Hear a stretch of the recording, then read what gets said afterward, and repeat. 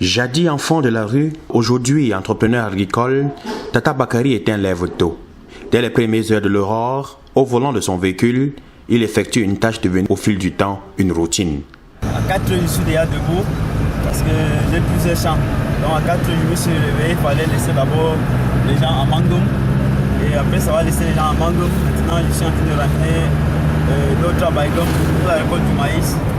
Sur le chemin du champ, il rappelle les consignes, mais avec un accent particulier sur les plus jeunes, fruit d'une histoire personnelle dont il n'a visiblement pas encore oublié. Il y a les enfants là, on va les payer différents. Les plus petits là, tu vas les placer dans une parcelle. De cette difficile enfance dans la rue est née une passion, celle de l'agriculture.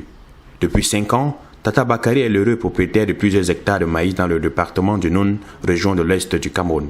J'ai commencé à produire le maïs en 1998, à l'âge de 8 ans. Et en 2007, je suis parti travailler à Yaoundé pour un particulier où je faisais 50 hectares de maïs, 50 hectares de gingembre. Et en 2009, je me suis installé à mon propre compte où j'ai commencé avec 1 hectare.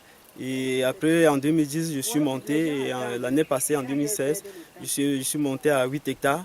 Au-delà de la diversification des espèces cultivées, il maîtrise toute la chaîne de commercialisation.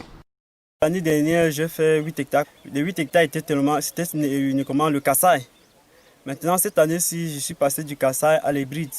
Ça veut dire que cette année-ci, j'ai fait 1 hectare de kassaï et j'ai fait 19 hectares d'hybride. Sa renommée a très vite dépassé les frontières du département du Noun. Son savoir-faire et son histoire toute singulière font de lui un référent de plus en plus sollicité par les institutions universitaires qui lui envoient des stagiaires. Je suis étudiante en agronomie, filière production végétale. Je suis en stage professionnel au GIC JAF de Fumbolt pour une durée de 3 mois. Ici, en ce GIC, je joue un rôle de contremaître, c'est-à-dire je dois être là chaque matin à 6 heures. Je dois prendre la présence de tous ceux qui sont déjà là. Nous allons nous diriger au champ. Nous repartissons le travail en fonction des sexes. Étant devenu un modèle de reconversion pour les enfants de la rue, Bakary a mis sur pied un programme d'accompagnement pour ces derniers. Grâce au GIC Jeune Agriculteur de Fumbolt, il est fort et il les installe. Qui est Tata Bakary, c'est celui qui m'a aidé à sortir dans la rue et devenu aujourd'hui quelqu'un important. Aujourd'hui, j'ai un pépinière qui m'aide à faire vivre ma famille, ma petite famille. Et j'ai un champ de maïs.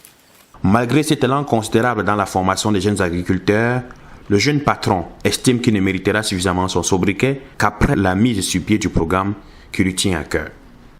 Je suis l'exemple des enfants de la rue. Et je ne m'arrête pas encore là parce que mon rêve, comme j'avais dit tout de moi à Bafoussam, est de former 1500 jeunes. Et ces 1500 jeunes enfants de la rue devront aussi former 1500 jeunes.